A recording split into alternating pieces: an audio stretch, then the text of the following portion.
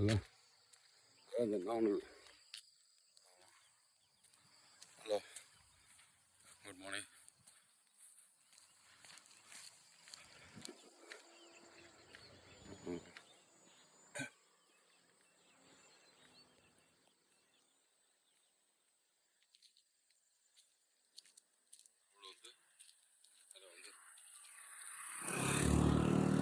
மக்கள்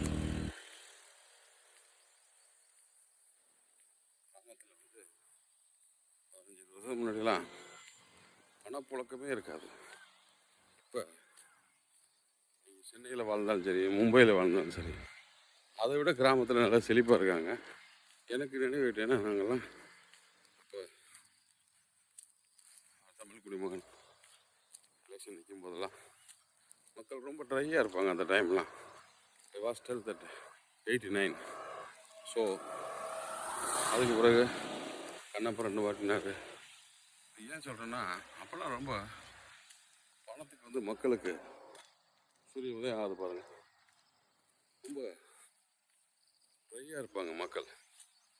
இப்போல்லாம் காசு எல்லாருக்கிட்டே இருக்கு. எல்லாருக்கிட்டேயும் அந்த விவசாயத்தில் செழிப்பாக இருக்காங்கன்னு சொல்ல முடியாது. ஆமாம். ஸோ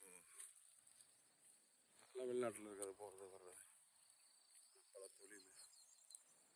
சென்னைக்கு போகிறதுக்காக மக்கள் எல்லாம் சென்னைக்கு போகிறதில்ல, சென்னையிலேருந்து வர்றவங்கள பக்கம் போகிறதுக்காக எல்லாம் நிற்கிறாங்க. இதான் எங்கள் ஊருக்கு போகிறேன், இந்த ஆர்ச்சி இருக்குல்ல, இந்த வழியாக தான் எங்கள் ஊருக்கு. இது சூரியகோட்டை விளக்குன்னு சொல்லுவோம். ஸோ அதை நான் சொல்ல கிராமத்தில் அன்றைக்கெல்லாம் வெளியூர்களுக்கு போனால், சென்னைக்கு போனால் பெரிய ஆச்சரியமாக இருக்கும். யாரோ வீட்டுக்கு ஒருத்தர் இருந்தாங்கன்னா பெருசு. இன்றைக்கி அப்படி இல்லை, எல்லாமே கலைஞர் ஆட்சியில் பொற்கால ஆட்சி தான் உண்மையிலேயே. ஆமாம், அதுக்காக நான் மற்ற ஆட்சியை நான் சொல்கிறதுன்னு குறையல. இருந்தாலும் எல்லாத்தையும் விட கலைஞருடைய ஆட்சி இருக்கும்போது சிறப்பு.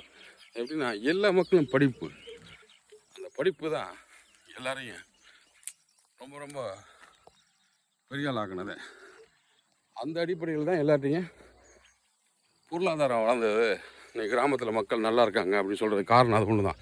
விவசாயத்தினால மக்கள் நல்லா இருக்காங்கலாம் சொல்ல முடியாது. அன்றைக்கி பண்ண விவசாயம் இன்றைக்கி கூலிகள்லாம் அதிகமாகிடுச்சு, வேலையாட்கள் கிடைக்கல.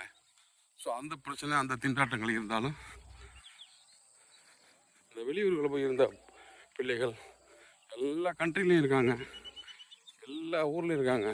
Coimbatore, Trichy, Madurai, Bengaluru, Hyderabad, foreign countries. So அதனால் இந்த பிள்ளைங்கள்லாம் வளர்ச்சி அடைந்ததுனால தான் ஊருடைய எக்கனாமிக் பொருளாதாரம் கொஞ்சம் நல்லா இருக்குதுன்னு சொல்கிறதுக்கு காரணம் தான். ஸோ அதனால் கிராமத்தில் உள்ளவர்கள் பூரா டவுனில் என்ன வசதிகள், என்ன வாய்ப்பு இருக்கோ அதை அப்படியே கிராமத்தையும் பயன்படுத்துகிறாங்க. அதுதான் பெரிய பெரிய பியூட்டியே. பாருங்கள், எங்கள் உதயசூரியன் எப்படி ஒதுக்கிறார் பாருங்கள் மக்களுக்கு. ஆமாம், சூரிய நமஸ்காரம் எல்லாருமே பண்ணுங்கள். ஆமாம், சென்னையில் மக்கள் வீட்டுக்குள்ளே இருக்காதீங்க, மொட்டை மாடிக்கு போங்க. ஆமாம், மொட்டை மாடியில ஒரு 10 மீட்டர் 20 மீட்டர் இருக்கும். தள்ளி போனீங்கன்னா இந்த காலையில் இந்த சூரியனை பார்த்துட்டு ஆமாம் ஒரு நமஸ்காரம் பண்ணுங்க. ஒரு 5 நிமிஷம் 10 நிமிஷம் அப்படியே நடக்கிறது மாதிரி இருக்கும். எப்படி இருந்தாலும் ஒரு இந்த நடைன்றதை விட்டுறாதீங்க. அதுக்கு தான் சொல்ல, சுற்றி உங்களுக்காக தான். ஆமாம். ஸோ ரொம்ப ரொம்ப ரொம்ப நடைபயிற்சி பெரிய அவசியம்.